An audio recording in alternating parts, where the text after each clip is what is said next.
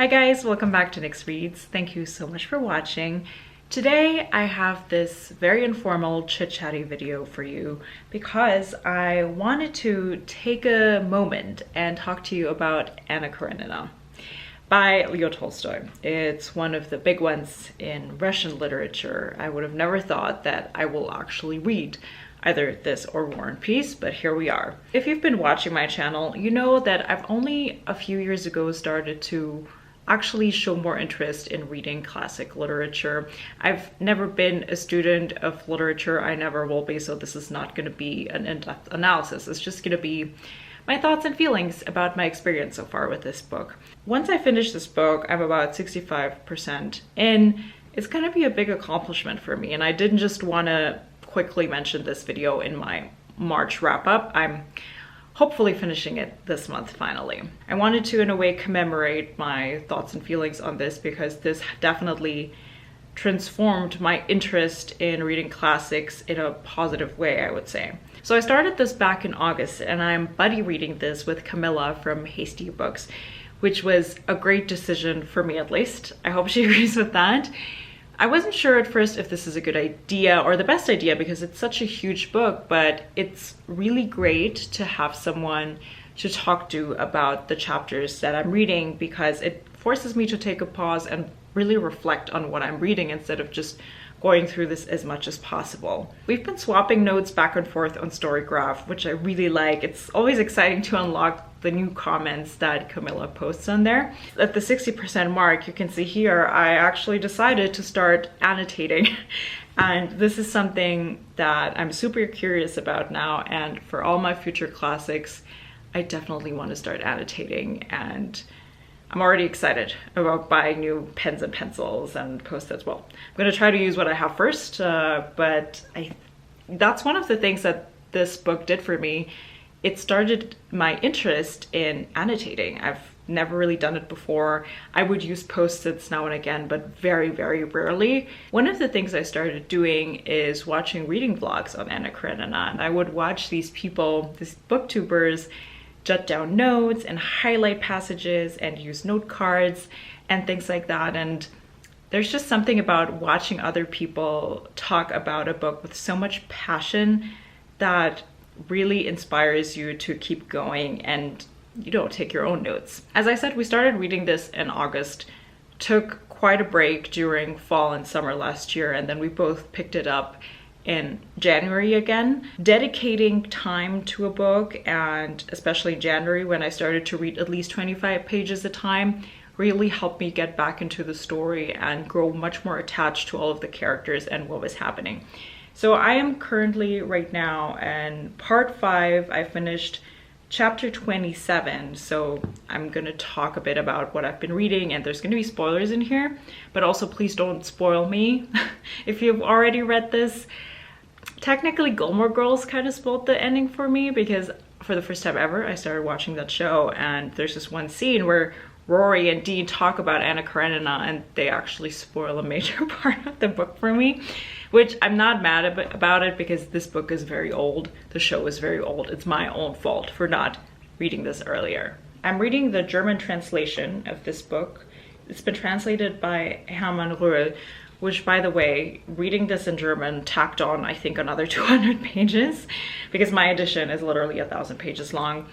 And I noticed sometimes when Camilla would, she wrote a quote in Storygraph, and I had checked the sentence, and it was literally 3 times longer than what she had written in English. But I figured for a huge project like this, I want to make sure that I read it in my mother tongue, just so that I remove the barrier, the language barrier in here. I hope you're comfy. I told you that this is a very informal chit chat. Now, the other thing is, just by the size of it and just by the reputation of it, I had expected this to be quite a dense read and a hard read. Now, it is dense in a sense of there are so many characters in here, so many places that this takes place in, and there's so many distractions, so many topics that the author deep dives into, like farming. You probably heard about that one. I think me and Camilla both were surprised about how readable it is. If I can believe what Rory said in Gilmore Girls. Yeah, this is, I know, very, very scientific, well-researched video here. the author wrote this for the masses, and it really shines through because yes, this is a long book, but at the same time, the prose is very accessible. It is very easy to read. The names can be a bit confusing sometimes, especially because in my translated version, they are called something else than in the English versions, and sometimes the spelling is different. Vronsky is with a W for me. In the English, it's, I think, with a V. The most interesting parts for me in this book are really the dynamics between Anna, her husband, who I'm gonna refer to as Alexei, and Vronsky, so that triangle, the comparison between the love triangle and then also Levin and Kitty, that in itself is very, very interesting to read. Alexei is probably one of my favorite characters in this book. He is, to me, so incredibly interesting because he's such a man of duty, and he entered this marriage because this is what society is to him, what was expected of him. And when it's the fact that when he learns that Anna's having an affair, that he really, really tries to live in denial and hopes that she's just gonna shush about it so that they can upkeep their standing in society. That whole discourse about Anna, or how he desperately tries to not understand that she has her own world of thoughts and feelings. And I think that is mentioned in this book a few times. He's really trying to not think about how Anna's feeling actively. That is really funny to me. And obviously, I'm guessing this is what the author intended. I can't help but pity this man. I just find his reasonings very, very fascinating. Anna is funny too. One of the first things that I thought about this woman is, this is not how you have an affair. You cannot have an affair and then the next second you run to your husband, tell him the truth. Come on, you need to at least try to keep it a secret and keep him as a side piece. Obviously, that's not my actual view on extramarital affairs, but in the context of this book, we were pushed quite fast into action, so I couldn't help but think, couldn't you at least try to two-time your husband? Like any man would have tried in this book, i.e. her brother. But that's not the moral of the story. That's not what Anna's supposed to teach us. She's supposed to teach us that women should not make decisions like that. The other thing is that happens not just between Anna and her husband, but between all of them. But this is where I noticed it first, is this constant push and pull. This constant, Anna wants something, then it actually happens, and she changes her mind. For example, in the beginning, she wishes nothing more than that her husband forgives her and takes her back and she can live her life as is, also for her son. That is what he does, and as soon as he gives her what she wanted initially, she changes her mind. She just cannot be happy for 1 second. The same with Vronsky, right? He wants to be with Anna.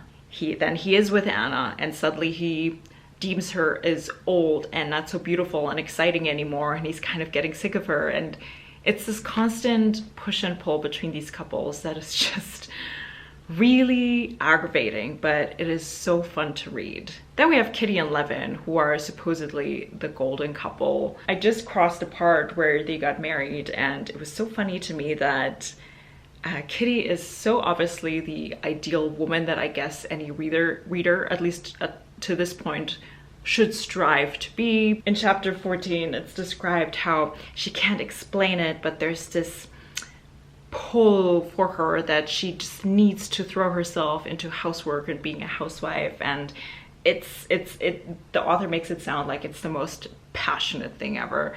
Obviously, I guess this is what being an ideal woman is like. And Kitty and Levin, they have been will they won't they this whole time in this book, and their wedding and how they get together is just so incredibly romantic. But the minute they're married, they also develop this push and pull in a way. There is this moment in chapter 16 where he suddenly feels incredibly suffocated by Kitty's love, and this makes him feel like he loves her almost too much, or she loves him too much, and it makes him very unhappy, which resembles Anna a lot to me. I mean, it is to be expected because they barely know each other. They got married and now they're stuck with each other for life. So it is expected that there's going to be some tension, but I thought that was funny that as soon as they get married, they also enter this very, very complicated back and forth that we see with Anna and her husband, obviously to a completely different level, but also Anna and Vronsky. Along with those dynamics, what I really, really like reading about is how Tolstoy portrays these couples fighting with each other, or when they reflect on their relationships. Being in a relationship or being in love, just interpersonal relationships in general, especially when they're romantic, it evokes very irrational feelings sometimes, and sometimes we act irrationally as humans, and he captures that so well. With it, these sometimes childish behaviors of, I wanted that all along, but now that you're asking for it, I don't want it anymore. Those contrarian feelings that especially Anna has a lot. I think he writes it so well. At some point, it actually made me look up if he himself was in a complicated relationship. Turns out, yes. Didn't read too much into it, but I just felt like this can't be made up. Another thing that sticks out to me is definitely the contrast between life on the farm or on the countryside versus the city, the pressure that these characters are in as soon as they are in the city, just by being surrounded by so many people, by society, by people who gossip, and all those expectations. It always changes how the character behaves. Levin is obviously a very good example for that. We're at a point in the story right now where her husband and his lady friend, they're lying to Sergei. This is what Anna's son is called in my book. They told him that she's dead. That is very extreme.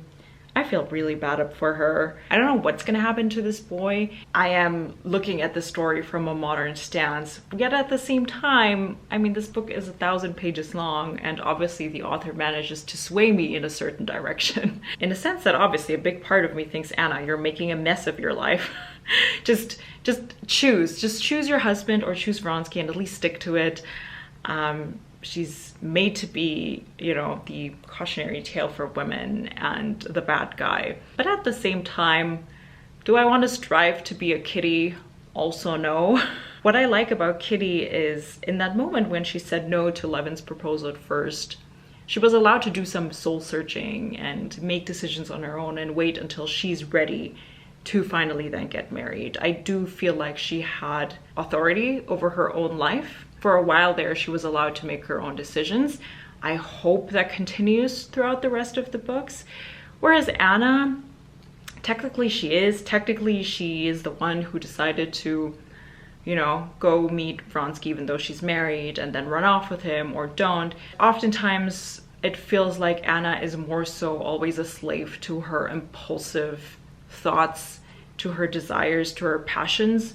She isn't displayed as making all of these decisions out of a rationale. She has a lot of moments of weaknesses. For example, when she gave birth, that was a very vulnerable time for her. She almost died there.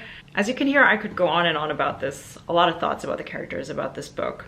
So I just wanted to chat with you about some of them. So my favorite character, as I mentioned so far, is really Anna's husband. I mean, I don't appreciate the scenes where he's at work. Those are a bit boring to me. Even more boring, I would say, than the passages about farming. There were a few chapters about just cutting down grass, and I didn't hate those. So I guess, you know, those chapters are really growing on me. But we'll see if Levin is gonna return to all of his farming activities now that he's married. So this was my check-in. I really hope that I can finish this book this month. I think that I will keep War and Peace for when I'm retired. So as I mentioned, I'm at part 5, chapter 27. So if up until that point, you wanna let me know some of the details that you noticed and thoughts and feelings you had about characters, if you agree with any that I said, or if you disagree, if you read it in a different way, then please feel free to leave me as detailed of comments as you want in the comment section, because I'm really curious to hear what other people are thinking about this. What was your experience like? Did you fly through this in a month or two? Because you can totally do that if you just commit to actually reading good chunks of pages of this book every day. You don't have to take 6 months to read this like I do. So those are my unorganized thoughts about Anna Karenina. Isn't it crazy though how her brother gets away with basically the same thing that she's doing, but it's such a different story because he's a man? I mean, it's kind of obvious, but if you think about it, Stiva is just the worst. If you want to let me know that you're still watching, why don't you leave me some kind of farm-related emoji? Thanks so much for catching up with me on this book, and I'll talk to you guys next time. Bye.